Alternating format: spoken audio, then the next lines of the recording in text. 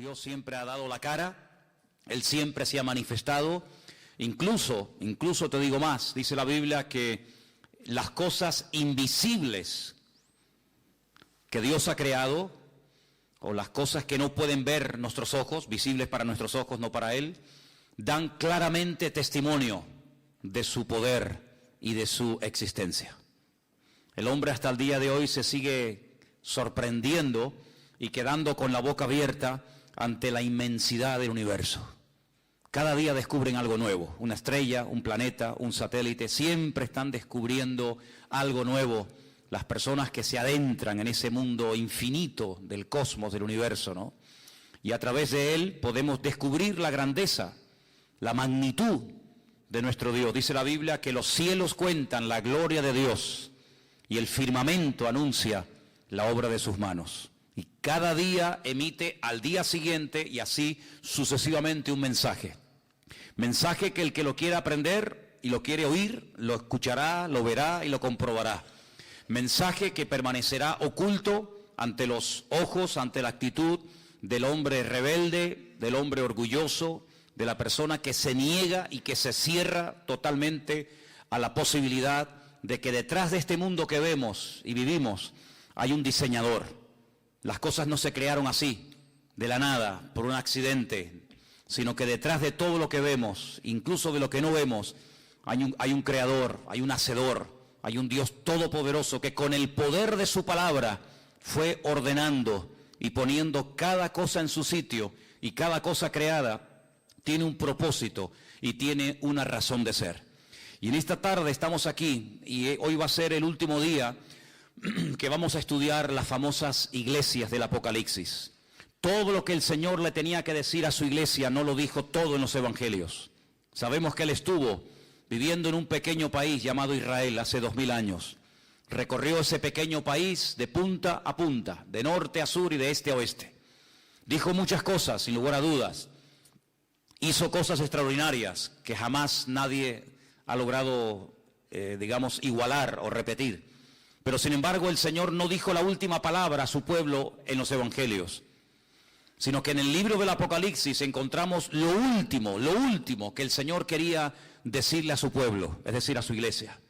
Hemos visto desde la iglesia de Éfeso, pasando por la iglesia de Pérgamo, de Tiatira, de Sardis, de Filadelfia, etcétera, cómo las iglesias de aquella época, del siglo I, pues no se encontraban todas en óptimas condiciones. Había congregaciones, como hemos visto en estos últimos días, estas últimas semanas, que estaban teniendo problemas con la doctrina, falsas doctrinas, algunas son mencionadas, otras no, se habían introducido dentro de la vida de las iglesias locales, y el Señor confronta a las iglesias y les dice, oye, esto no puede ser, entonces tienen que creer la verdad os hará libres.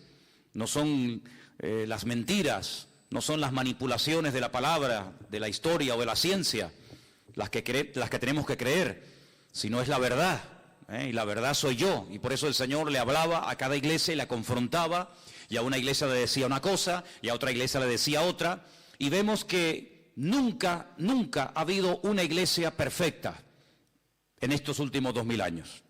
Así como tampoco hay cristianos perfectos, y así como tampoco hay pastores perfectos, la iglesia está en un proceso, en un crecimiento, ¿verdad?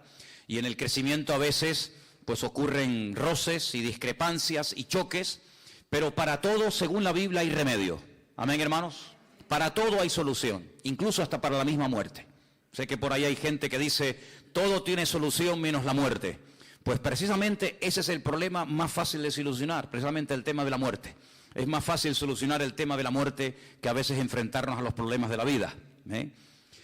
Y vemos en el libro del Apocalipsis que cada iglesia recibió el mensaje que tenía que recibir, ni más ni menos. Vimos algo muy interesante que tiene que ver con las obras. Es una palabra que aparece en 7 ocasiones diferentes. Yo conozco tus obras, yo conozco tus obras. Sí, lo que habéis hecho y por qué lo habéis hecho. Y lo que estáis haciendo, todas esas cosas, el Señor las conocía perfectamente. Y hemos llegado hoy al último mensaje. Sinceramente, si me preguntaran de todas las iglesias, ¿cuál crees tú que era la peor? La que se encontraba en peor situación. Pues sin lugar a dudas la que vamos a estudiar hoy. Algunos dirán, pero el Señor dice que la iglesia de Sardis tenía nombre de que vivía, pero estaba muerta. Sí, es verdad. Pero también dice el mensaje del Señor a la iglesia de Sardis que había unas pocas personas, un pequeño remanente, no sabemos de cuántas, pero había un pequeño grupito de hermanos en la ciudad y en la iglesia de Sardis. Dice que no se habían dejado arrastrar ni contaminar por la corriente, por el espíritu que reinaba en la ciudad. Por lo tanto, aunque la iglesia estaba mal, realmente, había un pequeño grupo que todavía estaba ahí brillando. Sin embargo, la única iglesia de las 7 que no recibe ningún elogio, ninguna felicitación, ningún reconocimiento positivo, nada que mencionar, que sea digno de mencionar, es precisamente la iglesia de Laodicea. Y quiero llevarte a este último mensaje que se encuentra en Apocalipsis capítulo 3. Apocalipsis capítulo 3, desde el versículo 14 en adelante, vamos a leer el mensaje. Y dice la palabra del Señor así: escríbele al ángel de la iglesia en Laodicea: he aquí el amén, el testigo fiel y verdadero, el principio de la creación de Dios, dice esto: yo conozco tus obras, que ni eres frío ni caliente. Ojalá fuese frío o caliente, pero por cuanto eres tibio y no frío ni caliente, te vomitaré de mi boca. Porque tú dices: yo soy rico y me he enriquecido, y de ninguna cosa tengo necesidad, y no sabes que tú eres un desventurado, miserable, pobre, ciego y desnudo.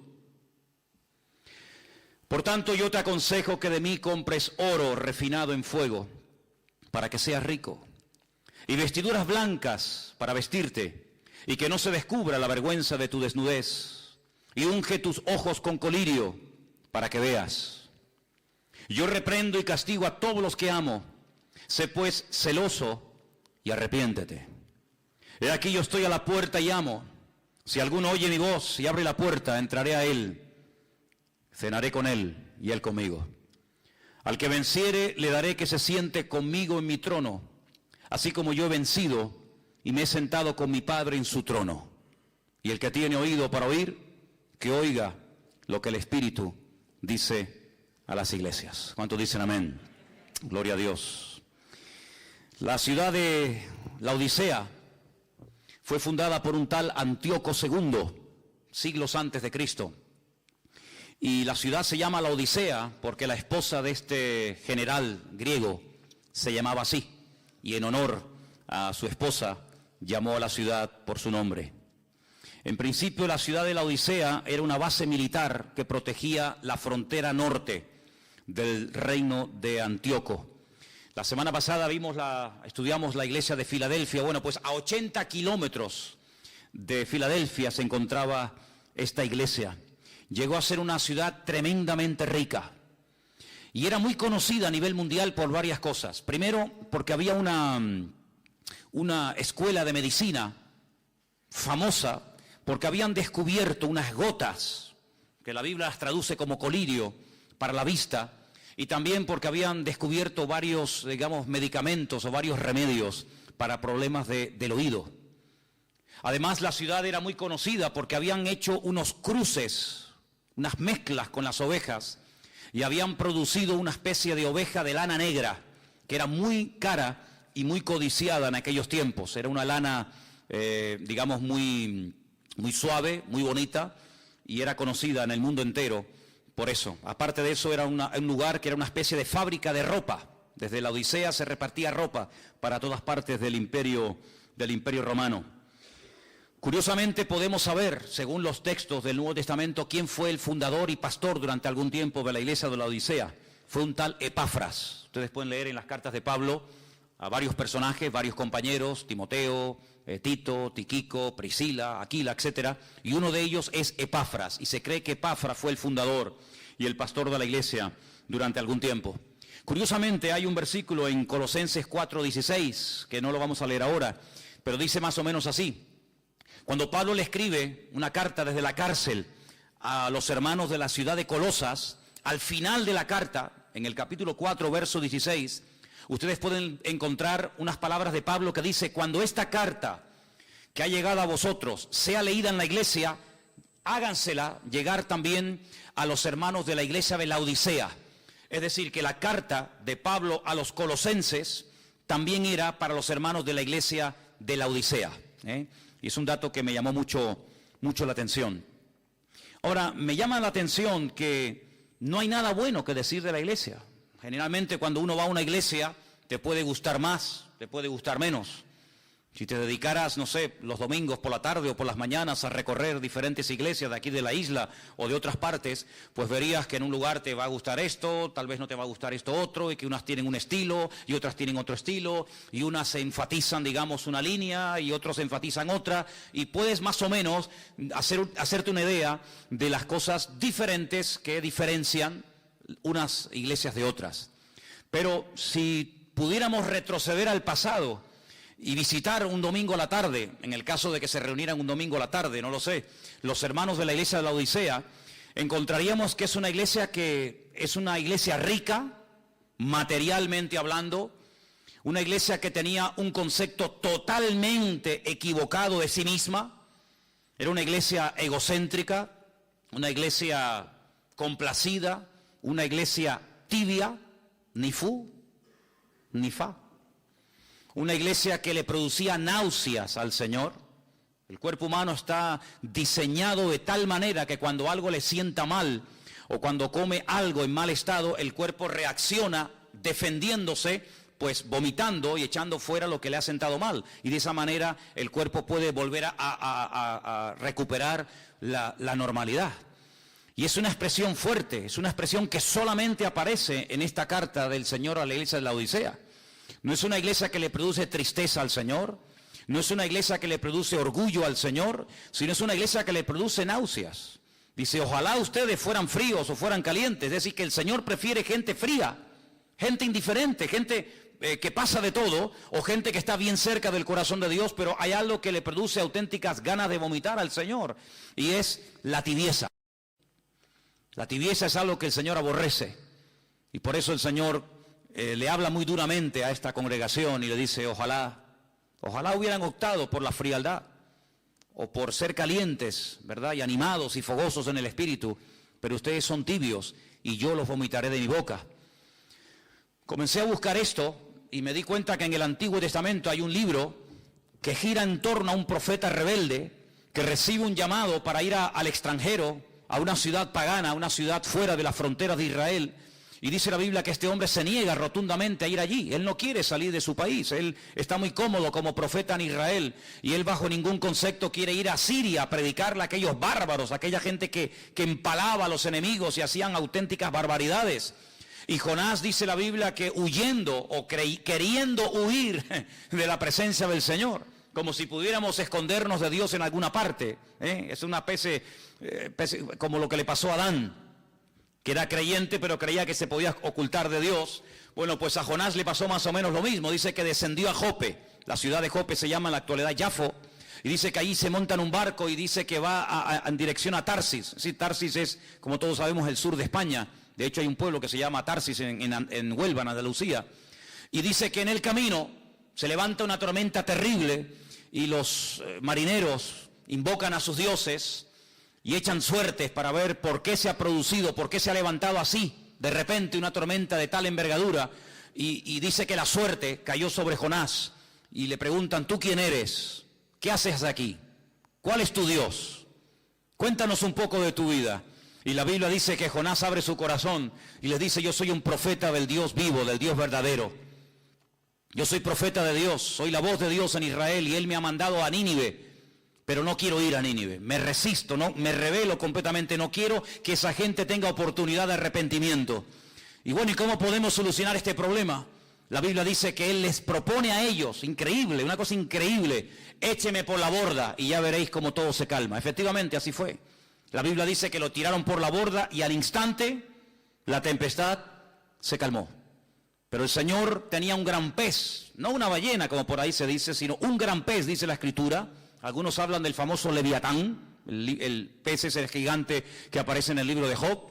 Dice que lo tragó y lo tuvo durante 3 días y 3 noches metido en el vientre. Y ahí estaba, y seguramente, si no hubiera cambiado de actitud y si no hubiera clamado al Señor, allí hubiera muerto. Y nadie se iba a enterar de qué murió y dónde murió y cuándo murió el profeta Jonás, más que aquellos marineros que lo tiraron por la borda. Pero es allí dentro de aquel enorme pez que él vuelve en sí, como si fuera el hijo pródigo, ¿verdad? De Lucas capítulo 15. Y dice que él se arrepiente y le pide perdón al Señor. Y le pide al Señor una segunda oportunidad. Y le dice, si me sacas de aquí, yo iré a predicar tu palabra. Y esa actitud de arrepentimiento, esa actitud de querer hacer las cosas bien, decentemente y con orden, conforme al diseño y al propósito de Dios para su vida, fue lo que hizo que el pez ya no pudiera retenerlo en sus entrañas. Es decir, mientras estaba en rebeldía, mientras estaba en desobediencia, allí estaba y no iba a salir jamás. Pero en el momento en el que hay el más mínimo cambio, en el momento en el que Jonás dice, yo quiero hacer la voluntad de Dios, aunque no la quieras en el fondo hacer, pero voy a hacerla, voy a cumplirla, voy a obedecerte, en ese momento el pez ya no lo pudo resistir y dice que lo vomitó y lo echó en tierra. Ya no era el lugar idóneo para el profeta Jonás. Mientras estaba en rebeldía, sí, pero una vez que él quiere hacer las cosas bien, el pez ya no puede resistir aquella actitud. Ahora vemos en el libro de Apocalipsis al Señor diciendo, toda aquella persona que sea tibia, la vomitaré de mi boca. Así como Jonás fue vomitado por aquel enorme pez, yo vomitaré de mi boca, yo arrancaré de mi cuerpo, sacaré de mí toda aquella persona que haya decidido en la vida ser tibio.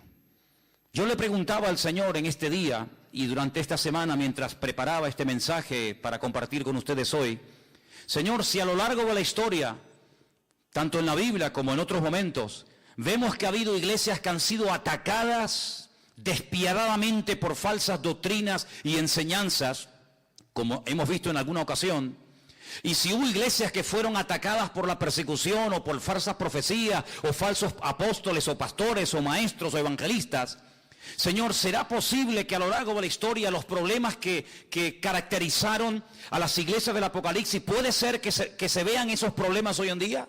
Por supuesto que sí, no les quepa la menor duda. Hay iglesias donde la falsa doctrina ha entrado y ha despedazado a la iglesia.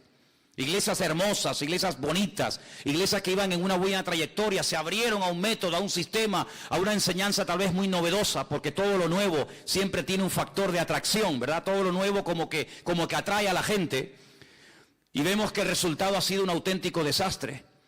Así que hay iglesias que han sido atacadas por falsas doctrinas y por persecuciones, y falsas profecías y falsos ministerios, pero yo le preguntaba al Señor, pero Señor, ¿puede ser que hoy en día haya gente que se congregue en las iglesias y que sean tibios? Por supuesto que sí, hermanos, por supuesto que sí, pero déjenme que les diga algo. Los tibios, alguien decía por ahí que nunca fueron creyentes. Si fueron o no fueron creyentes, Dios lo sabe. Pero para perder algo en la vida, un día tuviste que tenerlo. Porque no se puede perder algo que tú nunca tuviste. Tú nunca podrás perder el coche si no tienes coche. Tú nunca podrás perder unas llaves si nunca tuviste esas llaves. Tú nunca podrás perder a un hijo si nunca has sido padre o madre. Lo que uno tiene en la vida, sea familiar, sea material o sea de la índole que sea, se puede perder siempre y cuando tú lo tuviste. Y analizando esta iglesia sin lugar a dudas tuvo que tener su tiempo de gloria. Esta iglesia tuvo que ser fundada, digamos, por Epafras o por Pablo o por Juan, me da igual, pero esta iglesia tuvo que tener un tiempo en el que iba bien las cosas, en el que funcionaba los jóvenes, la escuela dominical, los cultos, etcétera. Pero si esta iglesia, como vamos a ver ahora, terminó perdiendo lo más hermoso que puede tener una congregación, que no es ni el equipo de sonido, ni el local en propiedad, sino que lo más hermoso que podemos tener como pueblo de Dios es la misma presencia del Señor. Si terminaron perdiendo la presencia del Señor es porque un día la tuvieron, porque si no, nunca podían haberla perdido. Si estaban tibios, quiere decir que un día estuvieron calientes. Porque de frío no se pasa a tibio, pero de caliente sí se puede pasar a tibio. Luego esta iglesia tuvo que tener un tiempo que todo iba bien. Pero la palabra del Señor nos dice que esta congregación cayó en un amor hacia el materialismo. Fíjense lo que la iglesia decía de sí misma. Vamos a leerlo. Apocalipsis capítulo 3, versículo 17. Los hermanos, los creyentes, los miembros, los que asistían a esta congregación, a esta comunidad cristiana, decían, somos ricos, nos hemos enriquecido, de ninguna cosa tenemos necesidad. Sin embargo, cuando el Señor le habla y la confronta, no coincide lo que el Señor le dice a ellos con lo que ellos pensaban de sí mismos. No coincide en nada. El Señor les dice, ustedes sois desventurados, miserables, pobres, ciegos y desnudos. No hay nada de coincidencia entre el concepto de la congregación y el concepto que el Señor tenía de la congregación. Luego hay un divorcio entre el concepto personal de la iglesia y el concepto, la opinión que el Señor tenía de dicha congregación. Una iglesia donde el Señor no era el centro. Una iglesia donde el ego de ellos, el amor a lo que tenían, era el centro. Y todo giraba en torno a lo que tenían, no en torno a lo que eran. Ahora, alguien puede preguntarse, pero ¿es malo tener prosperidad y abundancia y riqueza y que todo te vaya bien en la vida? En absoluto. Es más, con la Biblia en la mano te digo que la voluntad de Dios es que nos vaya bien en la vida. La Biblia nos enseña ya desde los tiempos de Josué, en el capítulo 1 de su libro, que nunca se aparten de tu boca este libro de la ley, sino que medites en él de noche y de día, para que todo lo que hagas te salga bien, dice la Biblia. Luego, la voluntad de Dios es que no vayas de mal en peor, ni de trancas a barrancas, sino que la voluntad de Dios es que vayas bien por la vida, bendecido, prosperado, contento, gozoso. Esa es la voluntad de Dios. Luego, el problema no está en ser bendecido, en ser prosperado o en que te vaya. No, el problema no está ahí. El problema es que cuando llegues a ese nivel de abundancia, de éxito, de bendición o de prosperidad, o ponle el adjetivo que quieras, se te suba la cabeza y te atribuyas a ti en vez de atribuirle al Señor el éxito de tu vida.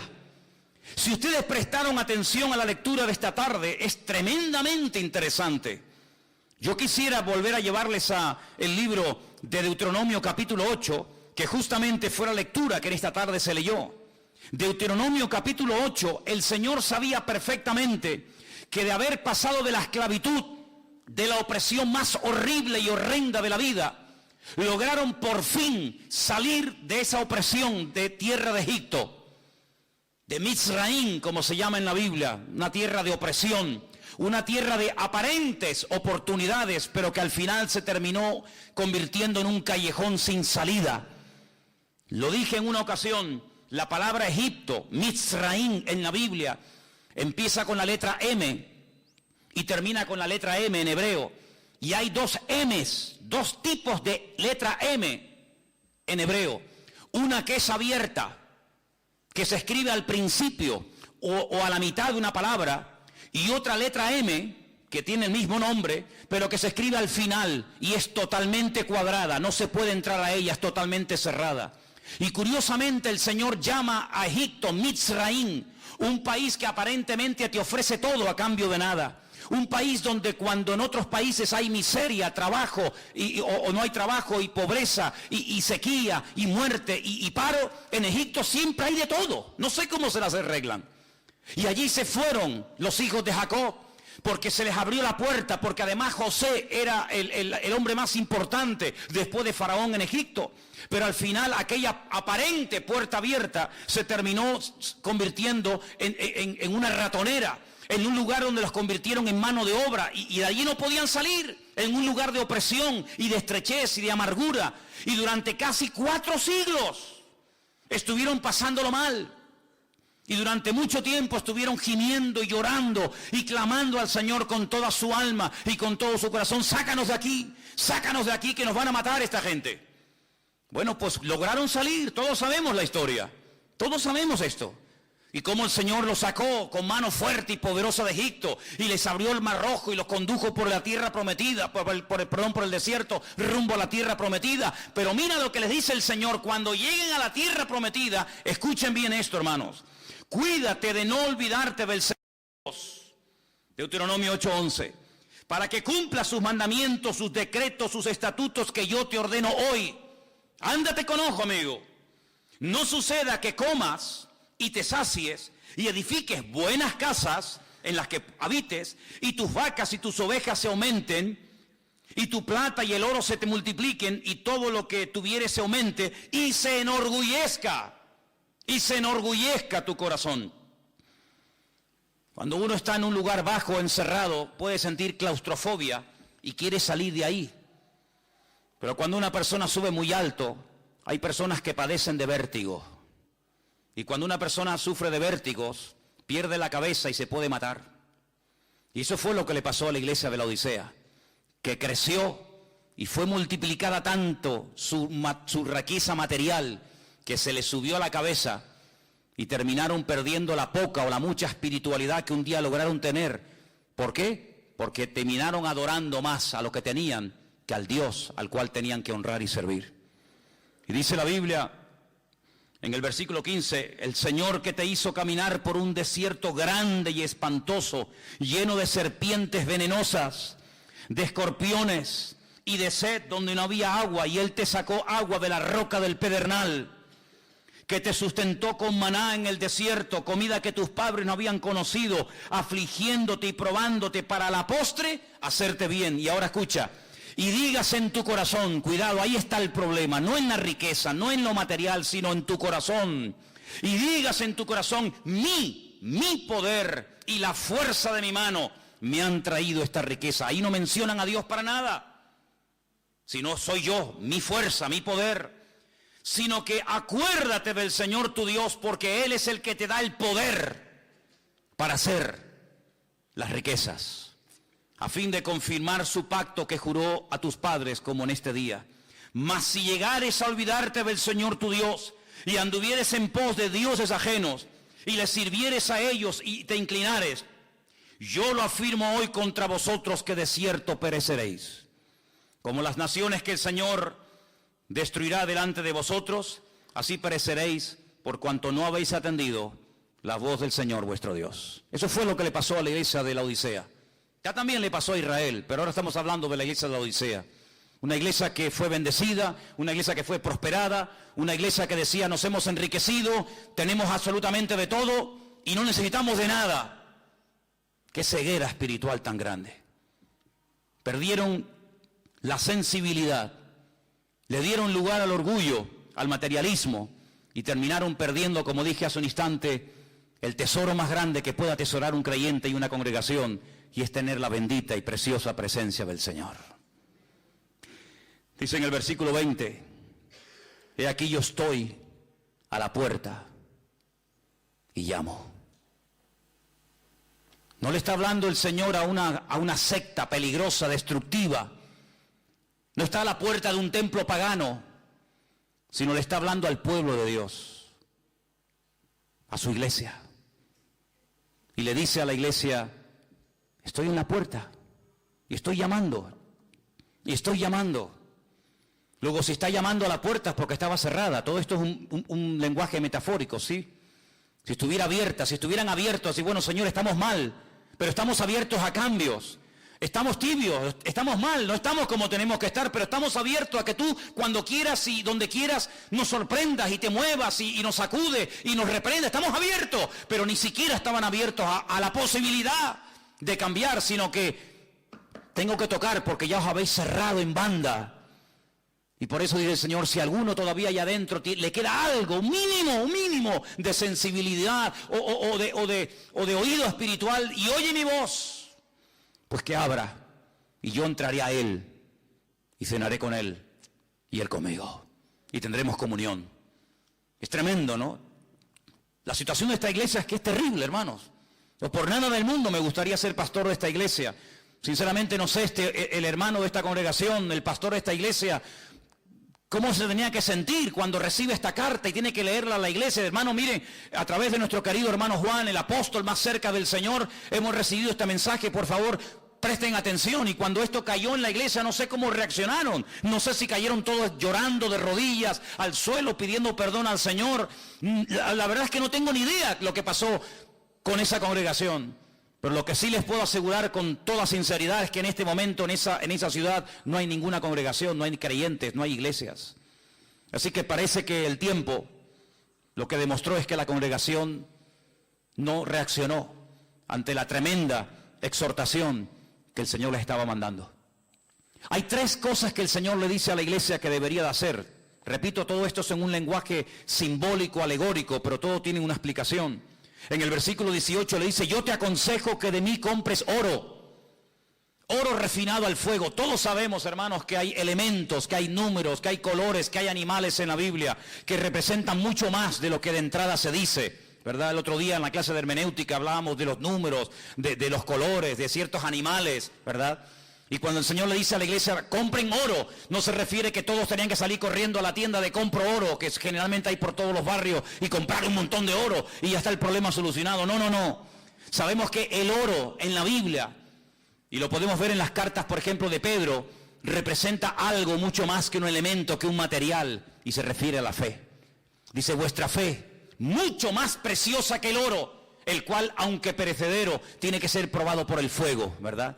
Sabemos que la fe es comparada en cierto sentido con el oro. ¿Por qué? Porque el oro es un elemento que en todas las culturas, en todas las civilizaciones y en todos los tiempos, incluido el actual, siempre ha estado ahí. Es como un material que el hombre ha adorado e incluso ha hecho templos y ha hecho imágenes de oro, porque parece que el oro era como algo que te daba prestigio y te daba credibilidad y poder en la vida.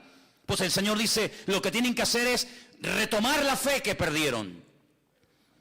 ¿Dónde la perdieron? ¿Dónde perdió la fe la iglesia? Bueno, cuando tenemos necesidades, digamos económicas, materiales, tenemos que recurrir a la oración, ¿sí o no?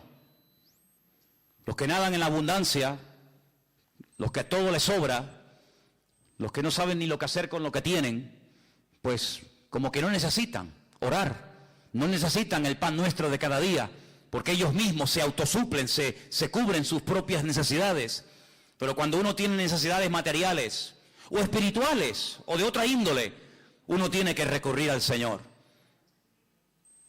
Es como cuando aquel hombre, dice la Biblia, que estaba en casa tranquilo en la noche, ya en cama con su familia, y de repente tocan a la puerta y viene un amigo a altas horas de la noche y él siente vergüenza porque no tiene nada que ofrecerle. Entonces tiene que correr a la casa del vecino y despertarlo y decirle: por favor, préstame algo de comida, porque acabo de recibir una visita y te soy sincero, no tengo nada que ponerle delante. Y esta parábola, esta historia, ¿qué nos enseña? Pues que va a haber momentos en la vida en los que te vas a dar cuenta de que te va a hacer falta algo más de lo que tienes. Y sobre todo lo que te va a hacer falta es fe. Pero fe no en una religión, no fe en un hombre, no fe en un método o sistema, sino fe en Dios. Y dicho sea de paso, la Biblia dice que sin fe es imposible agradar a Dios. La verdad que yo estoy muy agradecido por la fe que el Señor le ha dado a sus hijos, a su pueblo, porque es un auténtico don por el cual tenemos que estar cada día tremendamente agradecidos al Señor. ¿Qué tragedia tiene que ser no tener fe en Dios? ¿Cuántas veces me he preguntado, ¿y cómo puede vivir la gente sin fe en Dios? No sé si habéis prestado atención en estos días a los discursos ahí en el Congreso en España. ¿Cuántas veces han mencionado la palabra Biblia? ¿Os habéis dado cuenta? La palabra Dios, la palabra oración, la palabra perdón, la palabra arrepentimiento, la palabra el nombre Jesucristo. Ni una sola vez. Son ciegos, guías de ciegos, tratando de guiar a otros ciegos, y dice la Biblia que los dos caerán en el mismo hoyo. Lo que puede levantarnos de la miseria, lo que puede transformar nuestra vida, nuestra familia y nuestra existencia, es poner nuestra fe en el Dios vivo y en el Dios verdadero. Te recomiendo leer Hebreos capítulo 12. Es un capítulo monográfico sobre el tema de la fe. Capítulo extraordinario. Si solamente ese fuera el único capítulo de la Biblia, yo lo leería continuamente, prácticamente a todas horas y todos los días, porque es un capítulo magnífico. No se habla, lógicamente, de todos los personajes de la Biblia, pero de los que se menciona pone un pequeño párrafo, una pequeña pincelada, un pequeño ejemplo. En pocas palabras, lo que hicieron, lo que dijeron, lo que consiguieron, todo por medio de la fe viva y auténtica en el Dios vivo y verdadero. Aleluya.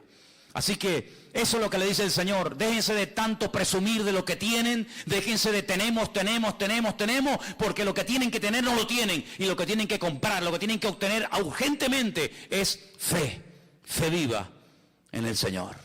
En el mismo versículo 18 le dice el Señor, y además también le aconseja el Señor vestiduras blancas. Las vestiduras blancas en la Biblia eran símbolo o eran señal de santidad, de justicia. Ellos vivían según su propia justicia, según sus propios criterios. Nosotros estamos bien, no nos pasa nada, no nos falta de nada. A nosotros el Señor no nos tiene que mandar ninguna cartita, ni nos tiene que predicar, ni nos tiene que venir nadie a visitar, a decirnos nada. Nosotros estamos perfectamente bien. El Señor le dice, ustedes están ciegos. Ustedes no se enteran, habéis perdido la sensibilidad y ustedes están confiando en sus propias justicias. Y yo lo que les aconsejo es que se compren ropas blancas, otra vez lenguaje simbólico. Es decir, no se apoyen en sus propios méritos, no se apoyen en sus justicias, porque dicho sea de paso, hay un versículo en la Biblia que dice que todas nuestras justicias son como trapos de inmundicia ante la presencia del Señor. Por lo tanto, lo que tienen que hacer es ponerse mi justicia y no la vuestra. Porque ustedes se comparan con otras personas, tal vez con menos poder adquisitivo que ustedes, y ustedes, claro, siempre se ven por encima, pero yo les digo a todos los que estáis esta tarde aquí, no te compares con uno que tiene menos que tú, porque si tú te comparas con uno que tiene menos que tú, te vas a sentir superior. El orgullo te puede atrapar y te puede hacer daño. No te compares nunca con un inferior, compárate y ponte al nivel de otro superior a ti para que te des cuenta cuánta paciencia, cuánta fe, cuánto amor, cuánto conocimiento te hace falta en la vida. Decía aquel fariseo hipócrita que subió al templo a orar, que oraba consigo mismo. Sí, oraba, pero ¿a quién? Con él, oraba con él. Yo no soy como este, yo no soy como aquel, yo no soy como tal, yo doy diezmo, yo hago esto, yo no soy como este desgraciado, yo no soy como aquel pobre tal, yo no soy... No, pero no te compares con los que son inferiores desde tu punto de vista. Ponte a la altura del Señor y vas a ver que eres un pobre desgraciado, miserable, pobre, ciego y desnudo. Y eso es lo que le dice el Señor. Las justicias, no las vuestras, no en tu currículum, en tu experiencia, sino la justicia de Cristo, los méritos de Él y no los méritos tuyos.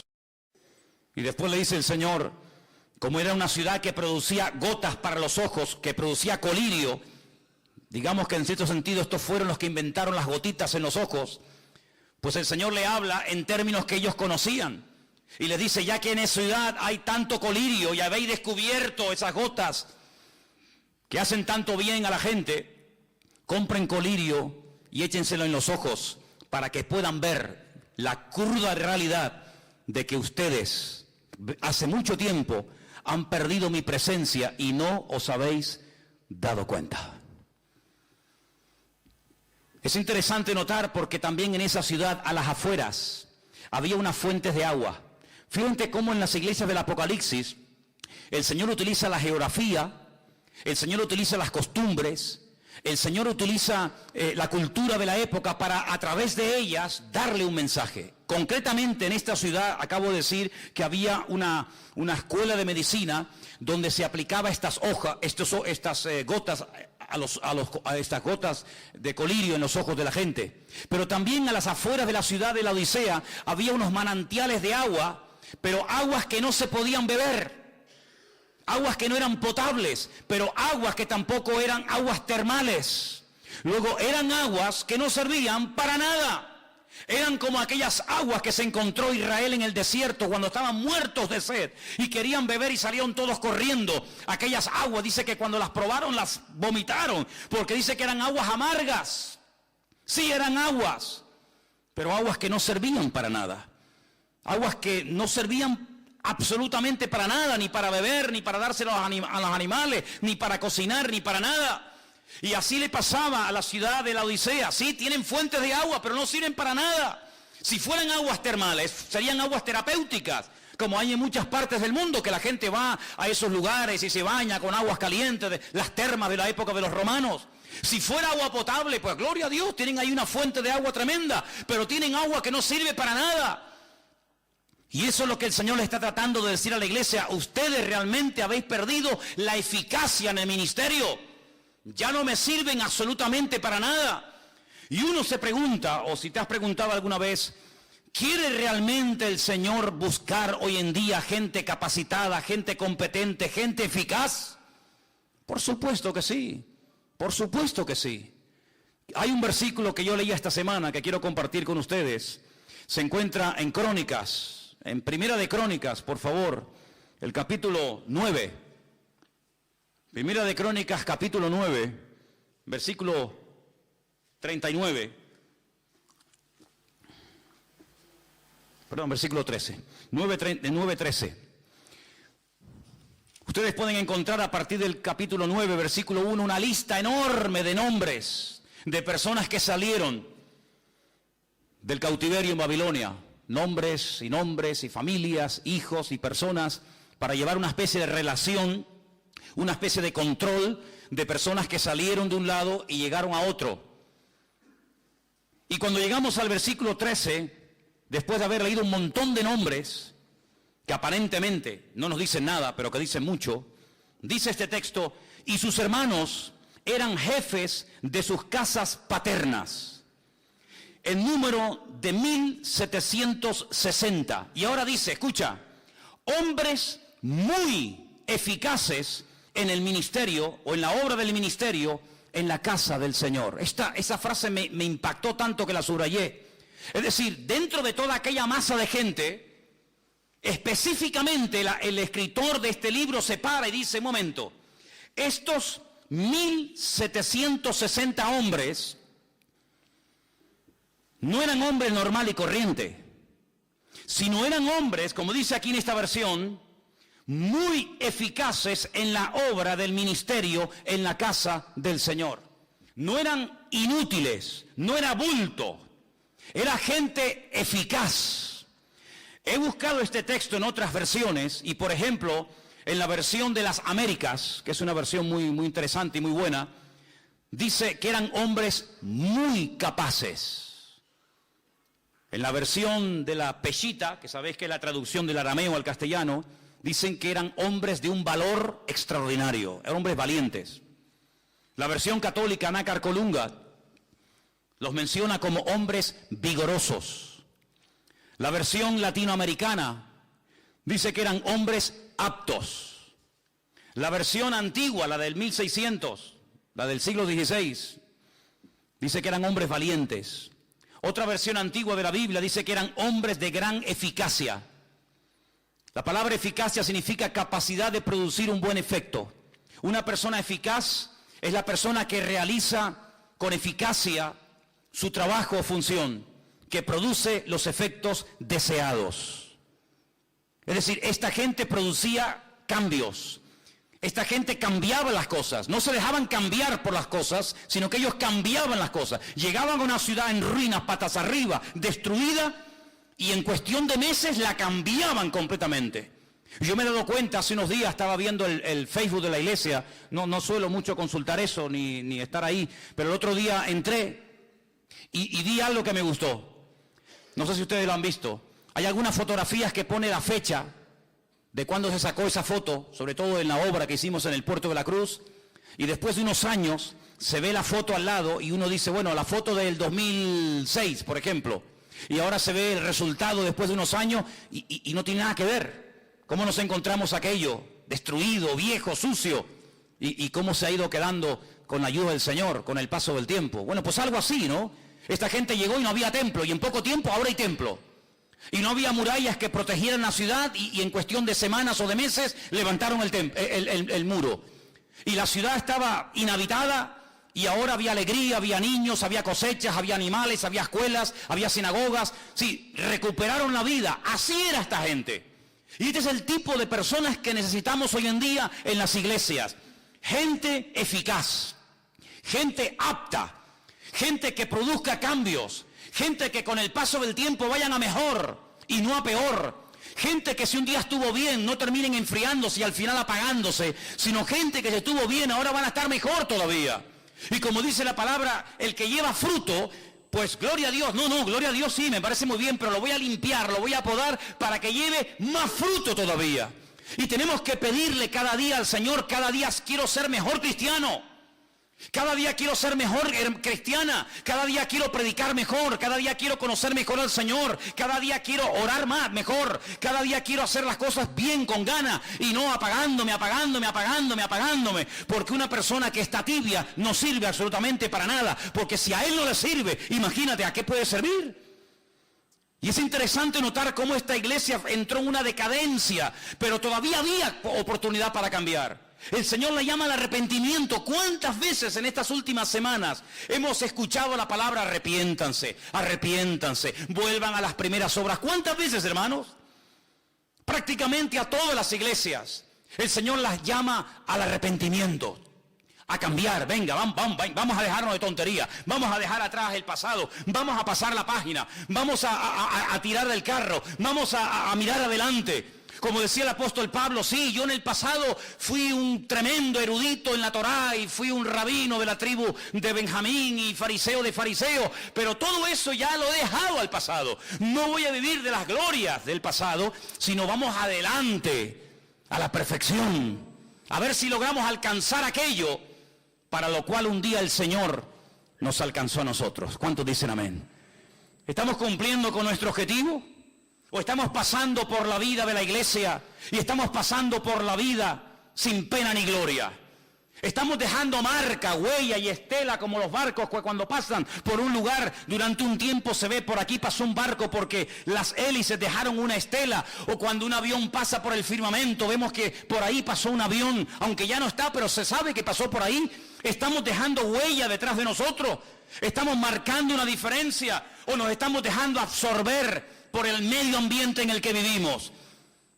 Yo espero que a ninguno de nosotros nos pase lo que tristemente le pasó a esta iglesia de la Odisea, que era una iglesia inservible, muy rica. No era como la iglesia de la semana pasada, aunque tienes poca fuerza, Esta no tenía poca fuerza, esta seguramente era mucha gente, una iglesia rica, una iglesia próspera, pero que hablando claramente no servía absolutamente para nada.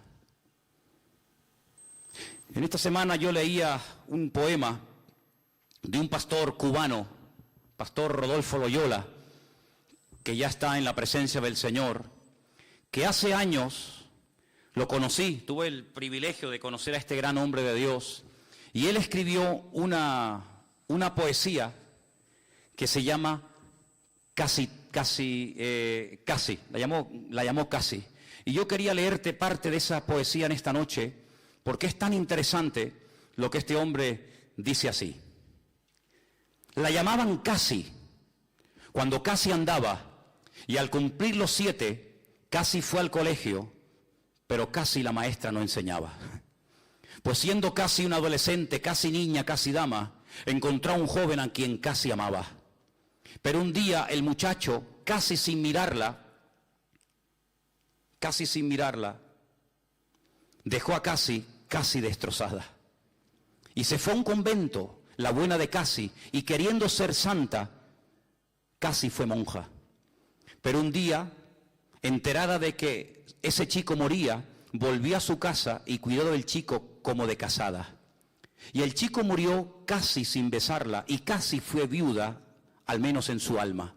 Hoy casi, cansada de su vida extraña, casi ni se peina y desenfadada, cuenta de algún modo que fue casi todo sin ser casi nada. La verdad es que Casimira, como la llamaban, o Casi, representa un crecido número de personas que llevan una vida sin propósito. No se sienten realizadas porque no han hecho nada para tener ese estado de ánimo, se enamoran del amor y por lo tanto de cualquiera que con fingida sinceridad le manifiesta lo que quieren oír. Y cuando el objeto de su amor no les corresponde, ni siquiera por unos instantes engañosos, toman decisiones equivocadas con el corazón quebrantado.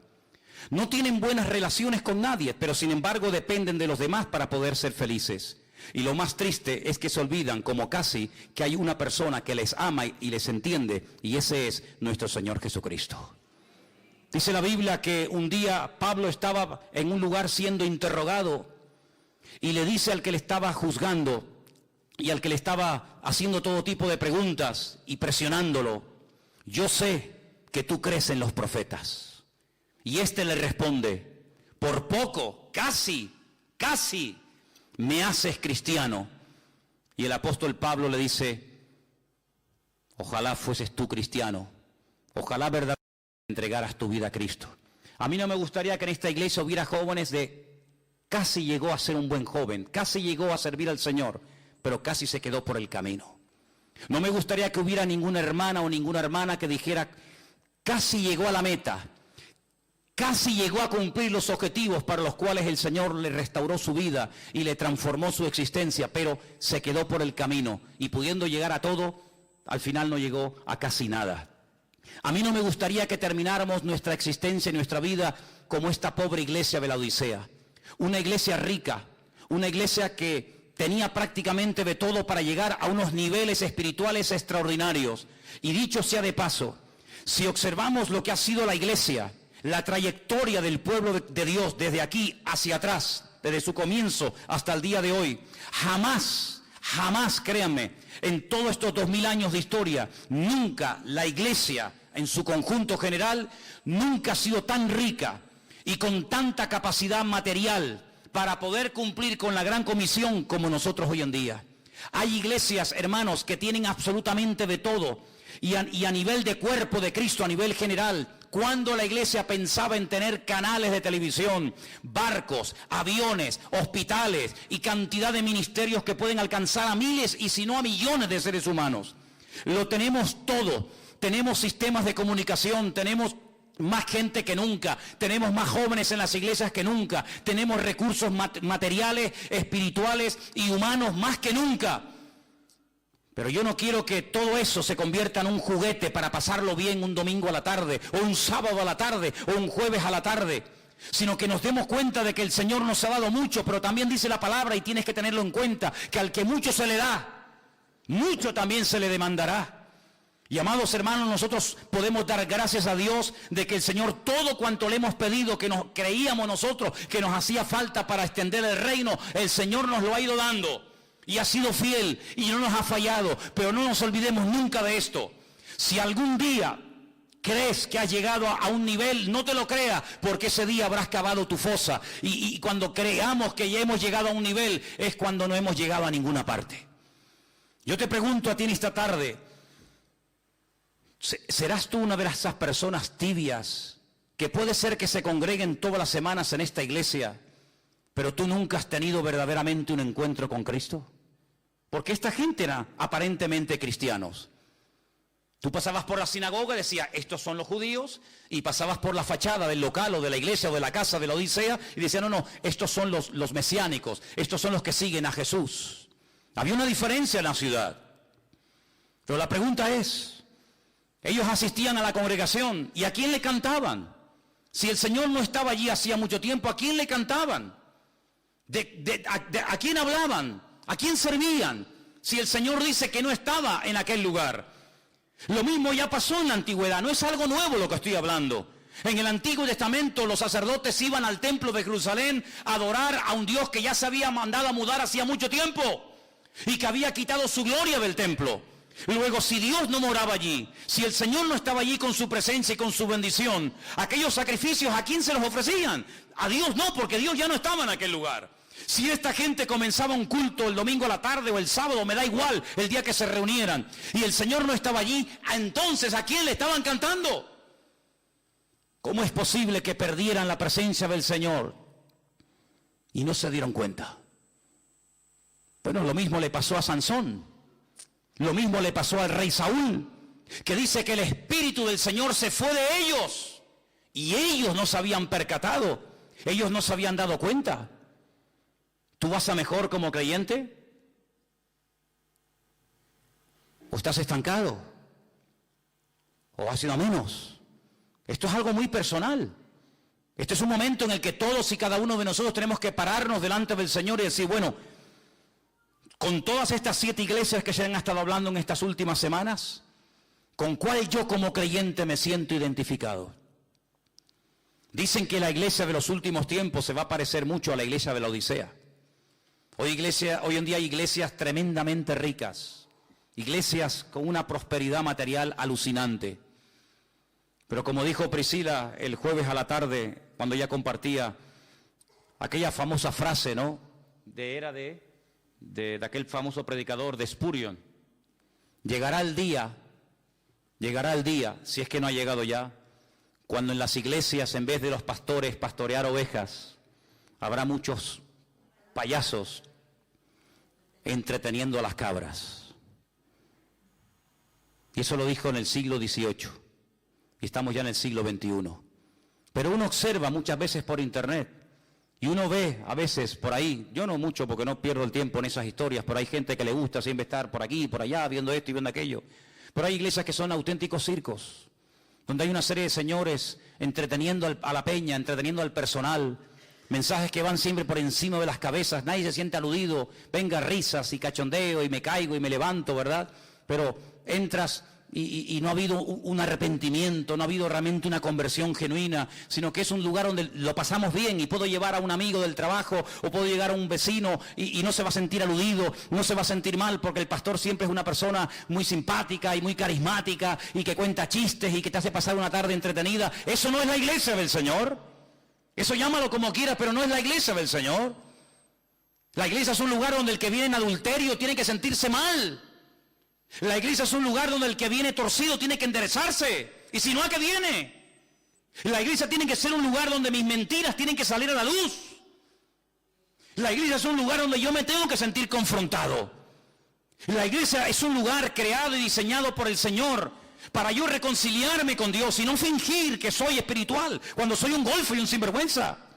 La iglesia tiene que ser un lugar donde mi vida tiene que ser zarandeada por el Señor. Y donde no puede pasar una semana y otra semana y un mes y otro mes y un año y la vida. Y siempre estoy igual. Y siempre el mundo me tira y las tentaciones y no sé qué. ¿Cuándo vamos verdaderamente a superar? ¿Y cuándo vamos a ponerle la cabeza bajo los pies al diablo y decir aquí el que manda es la iglesia y el Señor y no tú, diablo mentiroso? Yo quiero terminar diciendo algo, amados hermanos.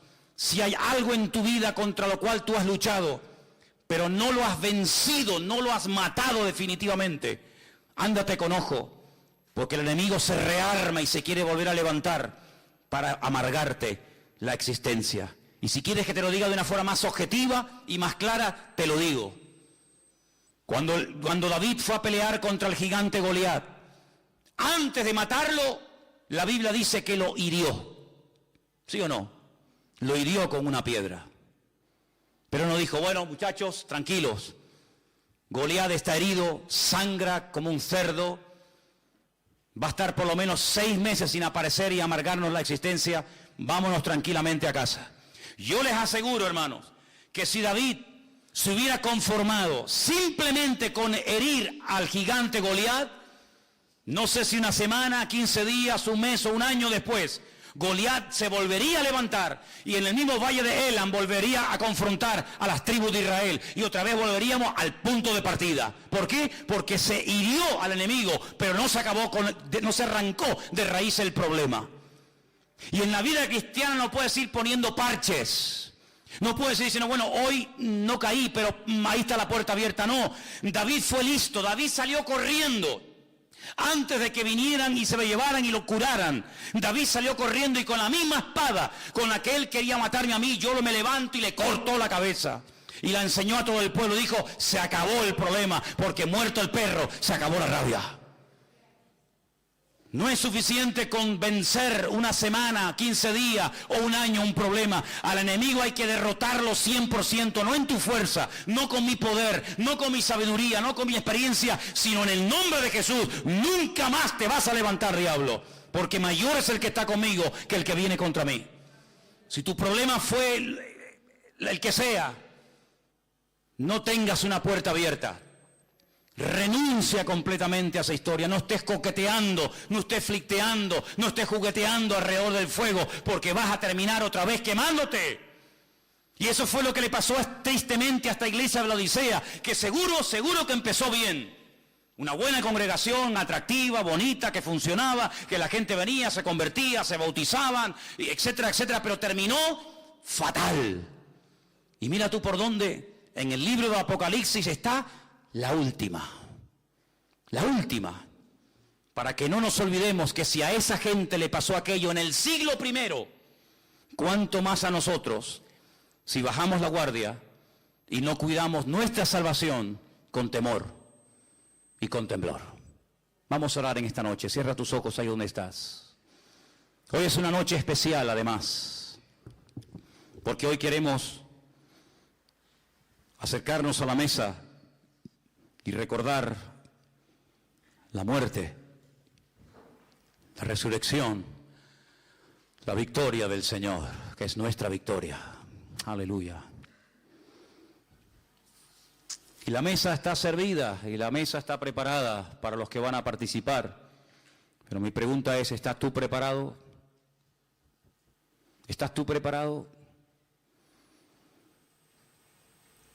Fíjate cómo el Señor amaba tanto a la iglesia de la Odisea, que dice la Biblia, dice la Escritura, que la llamó al arrepentimiento. Podía haber dicho, con esta gente no hay nada que hacer. Con esta gente ya no pierdo ni un minuto de mi tiempo. No, hermanos. A esta iglesia el Señor la habló. A esta iglesia el Señor la confrontó. Y yo quiero que ahí sentado donde tú estás en esta noche, con tus ojos cerrados, yo quiero que tú te acerques a la presencia del Señor y le digas al Señor, límpiame, perdóname con tu sangre, Jesús. Aleluya, Jesús. Gracias, Señor. Gracias, Señor Jesús. Ahí donde estás, si está fallando, quítenlo. ¿Sí? Hoy es un momento en el que tú tienes que tomar una decisión. Yo no soy aquí un payaso de los que se hablaban en el siglo XVIII. Yo te voy a hablar muy claro, ¿sabes? No lo que tú quieres oír, sino lo que tienes que oír. No te voy a hablar como te gustaría que te hablaran, te voy a hablar como Dios quiere que te hable. Y el Señor a su pueblo hoy lo llama al arrepentimiento. No vamos a jugar más, no vamos a perder más el tiempo. Vamos a ir en serio con el Señor. Vamos verdaderamente a decirle al Señor, yo de tibio nada. Fíjate que el Señor prefiere a los ateos antes que aquellas personas que están tibias, que podían estar bien, pero han decidido estar mal. Fíjate que el Señor prefiere a los fríos que aquellas personas que un día tuvieron la oportunidad de servirle y de adorarle y de honrarle y se han posicionado en una actitud de indiferencia, de indecisión total. Pero hoy, amados hermanos, cuando nos acerquemos a esta mesa, tenemos que hacerlo, como dice la palabra, dignamente, valorando, apreciando el cuerpo y la sangre de Cristo. Aleluya. Si en esta tarde hay algún hermano, alguna persona entre nosotros que tiene que ponerse en línea con Dios, que tiene que arreglarse con el Señor, ahora es el momento. Ahora es el momento. ¿O hay alguna persona entre nosotros que nunca le ha entregado su vida al Señor? Ahora es el momento de hacerlo. Si en esta tarde hay entre nosotros alguna persona que le quiere entregar por primera vez su vida a Cristo y quiere comenzar a servir a Dios, a creer en Dios, como tiene que hacerlo, ahora es el momento. Ahora es el momento de acercarse a Dios de verdad. Ahí donde estás, si tú quieres entregarle tu vida al Señor, para que Él perdone tus pecados. El único que puede perdonar tus pecados es el Señor. Nadie más lo puede hacer. No hay ninguna religión, ningún cura, ningún pastor, nadie. Solamente el Señor. solamente el Señor. Si tú quieres que el Señor esta tarde perdone tus pecados, ahora es el momento de hacerlo, ¿sí? Ahora es el momento. ¿Hay alguien aquí en esta tarde que le quiere pedir perdón al Señor por los pecados que has cometido? Y tú sabes cuáles serán. Hasta que tú no te veas, escúchame bien lo que te digo, hasta que tú no te veas como Dios te ve, tú no te vas a arrepentir. Mientras tú te veas bien, no le vas a pedir nunca perdón al Señor. Pero cuando tú te veas como Dios ve tu pecado, ese día le vas a pedir misericordia y perdón al Señor. Porque el pecado es la cosa más horrenda y más inmunda ante los ojos de nuestro Dios. Y Dios no vino a este mundo, no mandó a su Hijo unigénito al mundo para que nos convirtiéramos en buena gente, en buenas personas, educados, limpios, trabajadores, serviciales. No, no, no. Él vino a buscar pecadores que se arrepintieran. Hay pecadores que son, entre comillas, buena gente, pero no son hijos de Dios. El Señor no viene a poner un parche, un remiendo a tu vida. El Señor viene a transformarte, a cambiarte completamente. Pero Él dice que está a la puerta. Te lo prediqué esta tarde. Él viene y toca y llama y llama y llama a la puerta.